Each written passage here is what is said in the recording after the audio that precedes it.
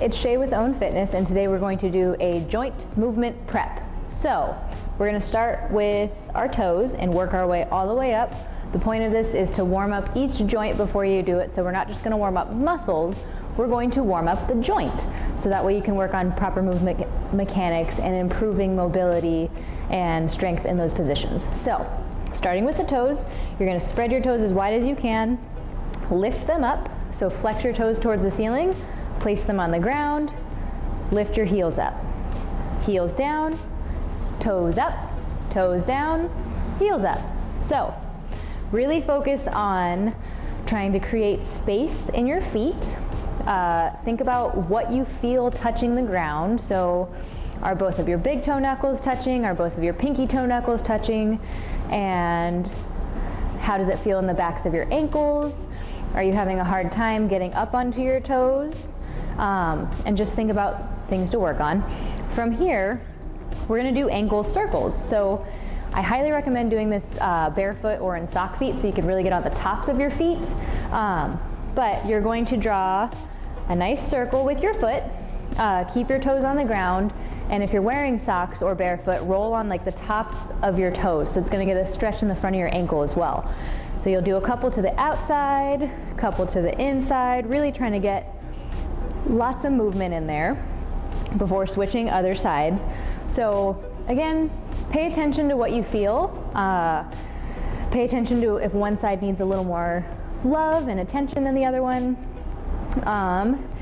And just kind of notice those things as you go and use that as a tool to prepare yourself before you do your movement activity, whether it's working out with weights, whether it's doing running or yoga or anything. This is going to help with all of that. So next we're going to do 3-way knee bends.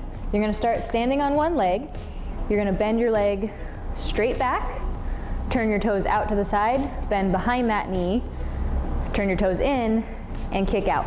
So you're really thinking about moving your femur in the hip socket to allow your knees to bend in those different directions. So knees don't actually bend forward and backward like we see them bend. There's a little bit of rotation that happens as well. So this is just going to help warm that up, move all the synovial fluid around in there, and prepare you for movement. It's also great because it can help you identify if there's tight areas in your calves or in your quads. So take time, really focus on what you feel. Fun little side effect, it helps with balance because you have to stand on one leg. So after we do our 3-way knee bends, we're going to work up to our hips. So we've done toes, ankles, knees, and now we're doing hips. I put my hands on my hips for a couple reasons. It's comfortable for me, and also it allows you to kind of feel where your pelvis is at, so you can tell if one hip is forward, one hip's higher, anything that might be happening in there. So start out, you're going to stand on one leg, lift your heel up, and then raise your knee up using your abs. So you're going to flex your toe up towards your knee, engaged core, and you're going to kick your heel out to the side and then bring it back in. So you're going to notice this is challenging on your balance as well. And basically what we're doing is we're using the upper part of your femur to kind of massage your hip socket, which will help you open up. So we're opening up our hips after this. Think about your hip being like a cabinet door, and try really hard to not twist your pelvis around, which puts weird torque on that knee. Try to just open up from the hip socket. So from a side view, abs are engaged, lift the heel up, use your abs right here to raise that leg up, and then you're going to pull your toe up. So this is called triple flexion. Having your foot in that position keeps your knee nice and supported as you rotate. So we're kicking in and out. Try to take your time. If there's a part that just doesn't move, don't force it. Just continue to put attention to that area and work on it. So once you're here, you're going to open up and then bring it back in, open up and back in. So hands on the hips is super helpful so you can tell if you're rotating. My left hip is tighter, so hopefully this is a good example. Actually, you know what? I take that back. It is a good example because it's showing that there's always something to work on and improve, and there's always ways that we can be better. So once we get our hips prepared, we're going to do hip circles. So you're going to go a little bit wider. Again, I like my hands on my hips. you do you. You're gonna pop your hip over to the side, scoop all the way around till you're at the other side, and then as you come forward, think about tucking your pelvis under. So when a dog gets scared and they tuck their tail, tuck your tail. No need to be scared, but take your time. Nice hamstring stretch, nice hip and inner thigh stretch, nice hip flexor stretch, and back to that side. So just so you know and can see, you are really scooping everything around and tucking under. So this is hard for me because my quads are tight, which is why I'm doing it. And to show all of you lovely people something that has been super helpful. So again, we're kind of like stirring the pot of your hips. So we're moving our bones around in there, creating space in the hip socket, and that's going to help you be more effective with your movements later. Once we do our hip circles, we're going to do shoulder circles to spinal roll. So it's a two-part movement. You're going to start by placing your hands on your shoulders. Think about trying to touch your elbows together. If that doesn't happen, totally fine. And you're going to draw big circles around, back. Bring your biceps by your ears, and then you're going to tuck your chin. Roll all the way down as I crush my microphone, and then slowly roll up one vertebrae at a time and reverse the circle. We'll do one more here, and then I'll show you a side view. All the way up, get a nice stretch in your chest and shoulders, and then tuck your chin, roll all the way down. And then slowly back up, starting at the butt, rolling up one vertebrae at a time, stacking through the joints, and side view. So, I'm not going to talk during this one.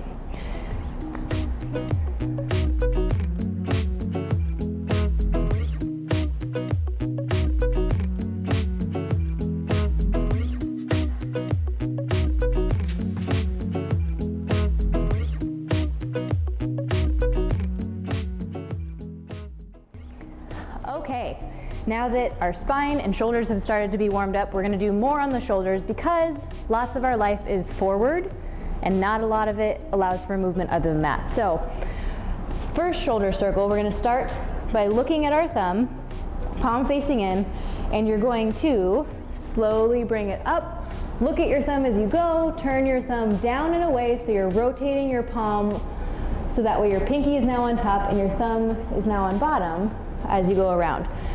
So we'll do a couple more on this side.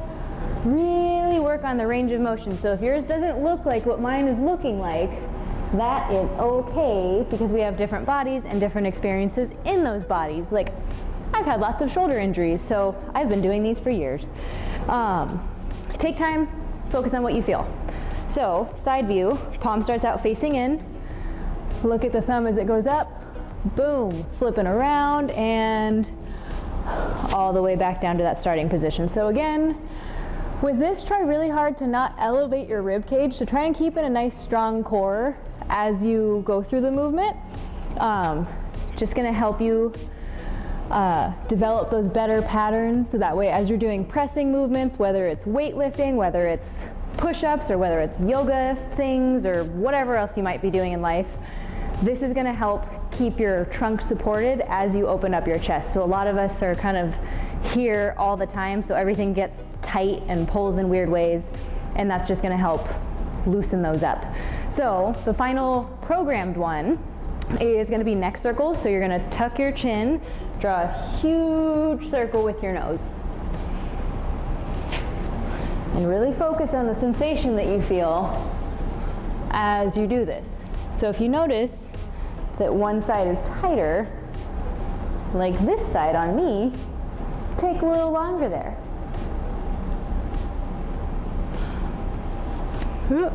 Mic's in the way. Cool. Also feel free to add in like nodding yes and no. Feel free to really put energy in your fingers. So like the opposite of making a fist, shrug down as if you're trying to pick things up without bending over. So use the force and tilt your head side to side, creating a nice stretch in those traps. Nod up and down. Move your wrists around, bend your elbows in weird ways.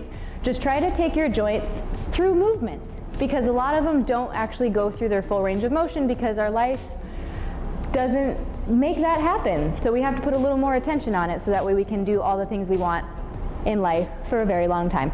So I hope you find this beneficial. It's great to do before movement, right after you wake up, before you go to bed, pretty much anywhere. I highly recommend doing it consistently and you'll really start to notice a difference. So pay attention to what you feel and then just keep working on those tight areas and trying to make everything feel better. So no pain, fluid movements, no clunking, best you can. We all have our own different bodies, we've all had different things happen to them and different lifestyles, so just do your best for you and always focus on progress. So work hard, stay strong, and be better.